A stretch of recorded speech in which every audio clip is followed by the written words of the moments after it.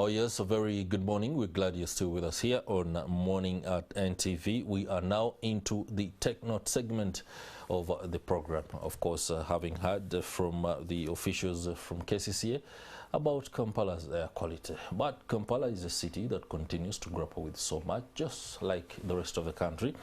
Before I introduce my guest for the Tech Note segment, where we shall be addressing modalities to getting a driving license, let me just take you through a preamble. In 2022, over 4,500 lives were lost in road crashes, and this was mainly attributed to unskilled drivers. That's according to the statistics, and that one has to first enroll with the Security Printing Company to get a driving license in order to be able to get the certificate that enables them to again get to the police department, that is called the Police Inspectorate of Vehicles, or IOV. After that, you get certified that you are able to be on the road. It now means that most of the people who are driving cars on the road are not actually certified or designated to be able to be on the road, and that could be the problem in as far as the many accidents and the mayhem is concerned. This morning we have Karim Chibuka, the Motor Vehicle Inspection Head at the Ministry of Works and Transport. He's going to be speaking to us about the latest modalities in getting a driving license, what it means to have a driving license, and what kind of driving license you ought to have, especially in light of the existing framework. A very good morning, Mr. Chibuka. Yes, good morning to you and good morning to our viewers. Welcome to Morning at NTV. Before we begin to talk the nitty-gritty of driving license, the Motor Vehicle Inspection section of the Ministry of Works and Transport must be dealing with a lot. Personally, if you are driving around the city, there are so many cars. That means we have so many motorists in the country. First, take us through the latest data and statistics with regard to number of vehicles and also registered or known certified motorists. First of all, thank you, and I bring you greetings from the ministry. Yes, the data on the motor vehicles currently we have stands around 1.9 million vehicles, and these include the tricycles, motorcycles and quadricycles, about 1.2 million, and then the rest about 700,000. Those are the normal vehicles which you normally use. Those are statistics which we have currently for motor vehicles in the country. A population of 42 million, we have less than 3 million motor vehicles. 3 million vehicles, precisely, if you can. Juxtaposing it with what's happening across the region and in continent or even the world, does that mean we need to purchase a lot more vehicles to drive economic growth? No, not necessarily. You don't need to have the numbers, but all what you need to have is an optimal number, which is sufficient to achieve the economic growth. So the numbers are not the issue, but the optimal number to achieve the economic development in the country. In fact, we are looking at even reducing those numbers and encourage mass transportation by way of maybe mass carriers like buses and also rail transport, and also shift also some of the transport from the road to the water section. The water section. Yes. Oh, interesting. Yes. Could be able to travel through Kamuli and get to the other part of the country without necessarily crossing the normal highways. All right.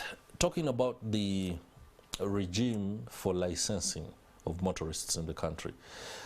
Again, you're going to have to reveal some statistics. How many are licensed, and what does the data capture? Yeah, we have to have like a database of about between 600 and 750 licensed drivers, but that's a database. Is that 1,000? Yes. Okay. Yes, yes. 700,000. Yes, but you see, I talked about the number of motor vehicles in the country as about close to 700. It doesn't necessarily mean that if someone is to have a driving license, they have a vehicle. I can be having a driving license, but preparing to drive a vehicle for someone else. You could also be yes, a driver, yes, employed, employed to be able to drive trucks. So not necessarily that if you have a driving license, you have a vehicle. So those are statistics which we currently have at the moment. Okay. Yes. Now that's just surface area knowledge. Yes. Let's go into the nitty-gritty. The driver's license status. First of all, the driving license, it is a document or a legal document which permits anybody to drive a motor vehicle on the road. Without a driving license, you cannot drive a motor vehicle, any kind of motor vehicle on the road. And by a motor vehicle under the Traffic and Road Safety Act 1998 as amended in 2000. By the way, we amended the Traffic and Road Safety Act in 2000, and that's where we introduced these provisions. So motor vehicle includes also the motorcycles, quadricycles, and all these categories of vehicles. These quadricycles are the ones that you usually see boys riding sodas. So for anyone to drive a motor vehicle on the road, you must be having a driving license, and it must be valid. And there are procedures for getting a driving license. We will be delving into them maybe as we go on. But largely from the legal framework under which they are issued, that is under Section 42 of the Traffic and Road Safety Act as amended in 2000. Okay. Yes. And what is the rollout of the categories for the driving license? Yes, initially we had before we amended the Act, in 2000, we had about 12 categories of driving licenses. Some of them, we dropped them, and then we introduced new ones when we amended the Act in the year 2000, of course, to align with the international standards. And by international standards, I mean here the Vienna Convention on Road Traffic of 1968, and also the TTFP standards. TTFP, maybe for purposes of our viewers, mean the Tripartite Transport and Transit Facilitation Program. This is a program where 3 regional economic communities of East Africa, SADC and COMESA, came together to develop and implement uniform or harmonized transport policies, laws, regulations and standards to facilitate transport or to facilitate trade for that matter. So this is where the driving license comes in, as we amended the Act to ensure that we harmonize the driving license and align to international standards. International standards in such a way that if one driver from Uganda has a driving license, he can go all the way to South Africa, and the South African police can interpret the driving license because we are using uniform standards. That is under the TTFP standards. And how far is that? Is it actually feasible that right now anybody can drive, or we still have issues? It's when you have countries like maybe under regional economic communities, you agree on the implementation of some standards. Some countries are slow to implement, others are faster. Now, for us in Uganda, we are faster. We implemented and harmonized these standards on driving licenses, introduced them in 2000. So it's upon now other countries to recognize what we implemented, because it is in line with what we agreed upon as regional standards. And what is the obstacle then for the other countries? What information or feedback do we get on why they have not been able to roll out the modalities as fast as Uganda has done? First of all, the institutional setup and maybe priorities differ. Maybe for them, they could be preferring to do other things first and then do this later. So it's all about the planning and prioritization of other institutions in those respective countries. Okay. Yes. So right now, what you're saying is, if Uganda has already adopted the modalities, but they haven't been adopted in other countries, a Ugandan who seeks, for example, to drive through Kenya, Tanzania, and then go downwards, can't actually do that right now. No, they can do it because under what modalities? Yes, because the standards are already there, are recognized, and they were assented to by the respective heads of states in those countries. So they are obliged to recognize our driving license internationally. Okay. So that means a license that allows you to drive cross-border is but just one of the categories. Yes, just one of the categories. Okay, let's roll out the rest of the categories so that our viewers out there can understand exactly. So now, initially, before we amended the Act, we had Class A. Class A, that was allowing someone to drive motorcycles, tricycles, and quadricycles. That's right. And it was bundled together, and it was not even separating the different categories of those motorcycles, tricycles, and quadricycles. But then that was causing confusion, as we saw, because somebody would train and get on that class, then but they could operate in different categories of other heavier trucks. Yeah, not heavier trucks, but heavier motorcycles, and then tricycles, and also quadricycles. So we subdivided that class into 3 categories. So we have category A1, to mean which is for riders of motorcycles below 125 cc.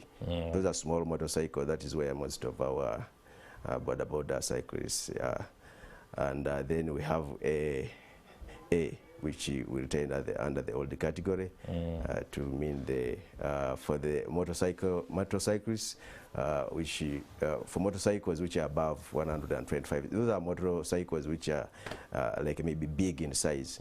Because the problem which we had at first is like somebody would train to ride a motorcycle maybe on a Bajaj or the normal border, and then they end up riding these bigger motorcycles of about 200 cc. You take motorcycle to the beach, you know, these big ones, but they have not trained properly on how to operate those motorcycles. So we introduced also class B1 for quadricycles and tricycles, because we didn't have that category before.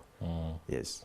Okay. Now for the mainstream vehicles. For the mainstream and trucks. For the mainstream vehicles, maybe the car you probably drive, and maybe the one I drive, those are motor cars, station wagons. And the class under which they fall is Group B motor vehicles. Those are vehicles which are below 3.5 tons. And when you have such a vehicle, you can carry, it is limited up to passengers, number of people up to 7. You don't exceed that. So it is below 3.5 tons, but also the passenger capacity, the number of people you can carry in such vehicles is below 8 passengers. So we also introduced a subcategory, but under that vehicle, Group B, which we introduced something new, is you can couple or attach a small trailer on that vehicle. You know, maybe if you are going to the beach, or your caravan truck. Caravan, yes, you can attach it, but as long as it is not above 750 kilograms, you can carry it. You can attach it to your vehicle and then carry it. Okay, and then there is another class which we introduced there under that category, that is BE.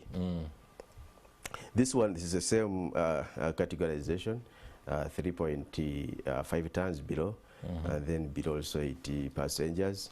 But this one you can attach a slightly bigger trailer, which is above 750 kg. Okay. Yes. So that the new categorization. 750. That's close to a ton. Yeah, that's close to a ton. And what covers, under what category does the full ton or more than that fall?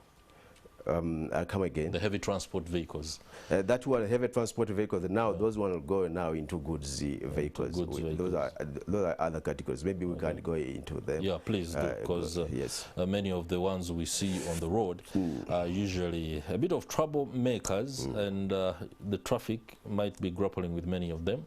They should understand when and who should be on the road. Yeah.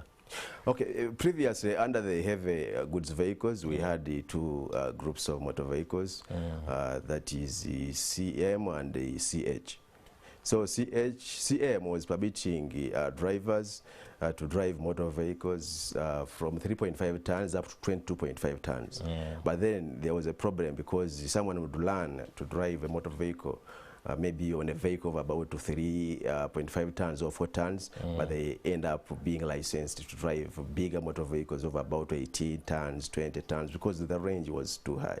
So we subdivided that category of CM and introduced about 3 classes in them. That is, the new class which we introduced is Class C. That is, permits a driver to drive motor vehicles above 3.5 tons. Okay. Yes, but under such vehicles, you cannot. You may attach a trailer which does not exceed the 750 kilogram. But these are kind of rigid trucks above 3.5 tons. But the maximum limit is not stated because we have axle load regulations which limit now the maximum number, the maximum tonnage of load which such a vehicle can carry. So the maximum load is limited by axle load limitations. Yes, the number of axles which a vehicle has. Okay. Yes. Just to stay on the heavy transport and the ones that have more axles, because they do cross-border trade, the transport, and that could well work within the modalities of the established framework that you talked about, that allows for cross-border driving. How harmonized is that? Because trailers coming, say, from Mombasa and then through Malaba or Busia, and then again going into Katuna to Rwanda or even South Sudan. No, of course, under the axle load regulations, the maximum number of axles are regulated, and in the region that is standardized. So we all have to follow the common standards. There's no confusion because the regulation is regional regulations and standards which prescribe the maximum number of axles which those heavy vehicles must have for each category. Yes, but going back to the categories of driving license, because that is C. Now we have C1. C1, those are vehicles, that class permits a driver to operate a goods vehicle above 3.5 tons, but does not exceed 7.5 tons. That is C1. Okay. Then we have C1E. Remember, we have subdivided CM into C, C1, and C1E. The CM, which we had before, which permitting a driver to drive motor vehicles between 3.5 tons to 22.5 tons. Now we subdivided it into 3 classes. That is C, C1, which I have just explained, from 3.5 tons to 7.5 tons, and then C1E. C1E, okay, vehicles above 3.5 tons, but does not exceed 7.5 tons, but one can attach a trailer which does not exceed 12 tons. Okay. Yes, that is the category of C, M, which we subdivided into C, C1, and then C1E.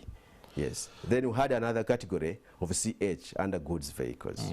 Under that, we have CE as the new category. So instead of CH, the previous class, then we have right now CE. That one permits a driver to drive goods vehicles between 3.5 tons and above. There is no limit, but you can attach a trailer also, which is above 750 kg. Again, the limit is as per the axle load. Yes. Okay. Now, acquisition of these licenses across board must have a support system, especially. Yes, they must be having a support system, but there are also the other categories which I have not explained. Maybe for passenger service vehicles. Let's finish them and then we can talk about the support vehicles, because previously for passenger service vehicles we had 2 classes again. That is DL, permitting a driver to drive vehicles carrying passengers from 8 up to 22 passengers.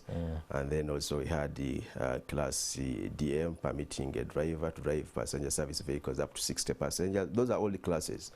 And then we had another class, DH, which was permitting a driver to operate passenger service vehicles above 60 passengers. But now we subdivided them and then he introduced new classes, that is D1, permitting a driver to operate motor vehicles carrying passengers from 8 up to 16. Instead of from 8 up to 22, we reduced them. Then the Class D, permitting a driver to operate a passenger service vehicle from 8 passengers up to 30 passengers, Class D. And then Class DE, permitting a driver to operate a passenger service vehicle from 8 passengers and above. Okay. Yes. Before, so there's no limit. That is a heavy now passenger service vehicle like a buses. Okay. Yes. When it comes to training of drivers, that means there's a whole list of categories, especially when it comes to training. But we know that there are some who go to train simply to be able to drive. Yes. And does the system, especially at IOV, capture what kind of vehicle one intends to drive, and how does the monitoring process roll out? Can I say, for example, I'm here to train, I want to train, this is the kind of vehicle I'm going to be driving, or I intend to drive, or it is pretty much laissez-faire. I'm here, I want to learn how to drive. First of all, there are prescribed requirements for one to get a driving license, and like you have put it rightly, training is among them. So the ministry has licensed driving schools which are permitted to undertake training of learner drivers for the different categories of motor vehicles. Okay. So before a learner driver gets a license, they have to undergo training in a licensed driving school. And that licensed driving school, they are licensed to undertake training for specific categories of motor vehicles.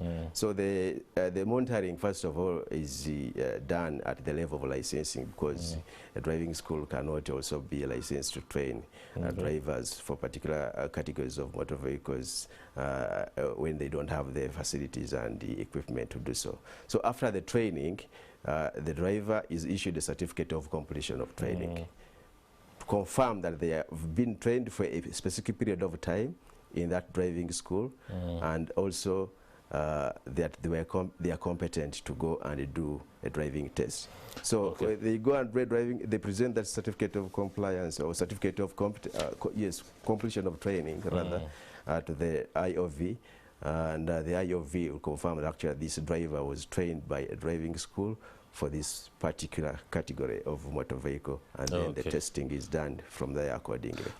Engineer Chibuka Karim, we shall be shortly going to Lugogo, where there is a tax dialogue that is ensured to enhance growth of business related aspects, especially when it comes to transformation of the economy. I'll give you the last word and talk about the price very quickly before we can go to Stephen Mbidi.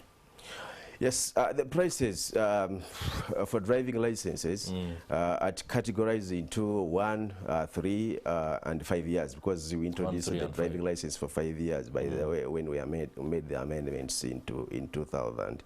Yeah, so if you want to get a driving license for 1 year, then you have to pay 135,000 for the first time. For the first time? Yes.